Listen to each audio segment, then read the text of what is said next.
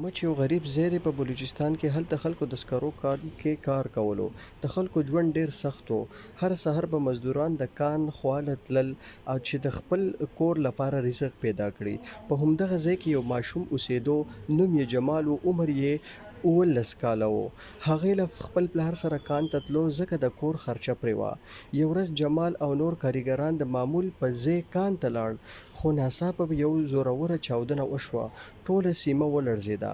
خلک منډې وهلې. جمال او نور ډېر کارګران د خاورې لاندې شول. جمال ژوندی و خو بند پاتې شو. هغې چغې وهلې، زه دلته یم، ما د ځینه وباسئ. خو مرسته ناوخته راغله. وسایل نه وو، دولت غلی و، ډېر کسان مړه شول. جمال هم د لارې لاړل. د جمال مور هره ورځ هغه جومات ته ځي چېرته چې د جمال په لمونځ کولو دعا به یې کوله، یا الله زموږ ژوند ښه کړې. خو اوس هم دغه دعا د غرونو شاته ورکه ده. د کیسې پیغام یوازې د جمال نه ده، دا د زرګونو غریبانو ماشومانو کیسه ده، هغه چې خپل ژوند د رزق لپاره قربان کړي. څوک یې اواز نه اوري. داسې ویډیوز لپاره زموږ یوټیوب لایک کړئ، سبسکرایب کړئ.